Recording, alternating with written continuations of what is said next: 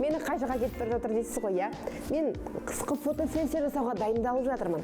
Айтпақшы, мұндай уақытта фотосессия жасаудың маңызды шартының бірі қалың киіну, себебі 10 минуттан кейін қайтадан жаурағаныңызды сезіп ішке кіріп кетесіз.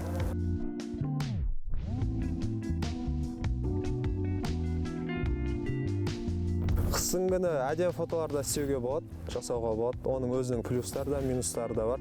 Минустары техника, мысалы фотоны түсіріп болғаннан кейін, ішке кіргеннен кейін, бұны бірнеше сағат сумкадан шығармау керек. Бұл фотограф әріптестеріне Айдостың айтқан ақылы, ал қысты күн әдемі суреттерді қалай түсіреміз? Қазір мен түсіріп жатқан фотом линейный перспектива деген әдісті қолданып жатырмын. Бұл мына ағаштар арқылы гүлмаралға мен акцент беріп жатырмын. Бұл елкалар линия сызықтарын көрсетіп тұр. Объектіні сол линиялармен объектке акцент береміз. Кәдімгі гүлмарал.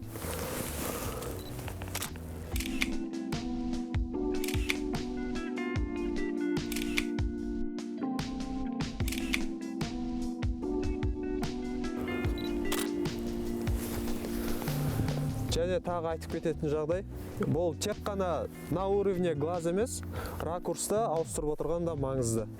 Бұл сенің түсірген фотоңды қызықты етеді. Ал енді менің ақылым тыңдаңыздар.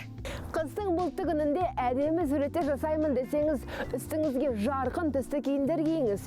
Себебі әппақ қардың арасында ерекшеленіп тұрасыз. Ал әрі қарай қызыл, күлгін, жасыл, көк, сары әрі қарай кете береді.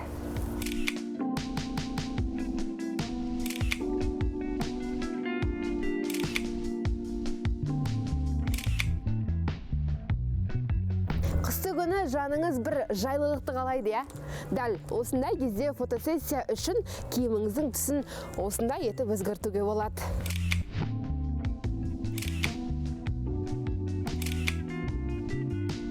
Ал қардың жауып тұрғаны фотосессия жасау үшін ешқандай да кедергі емес.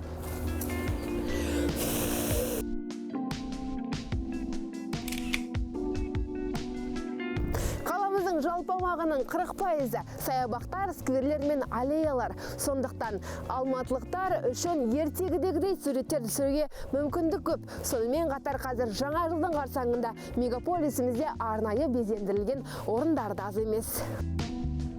Фотосессия жасау барысында реквизиттерді мүлде ұмытпаңыз. Өзіңіздің тіпті үй жануарыңызды немесе жоқ дегенде шай сап түсіңізші. Айдос, мен шайымды кел.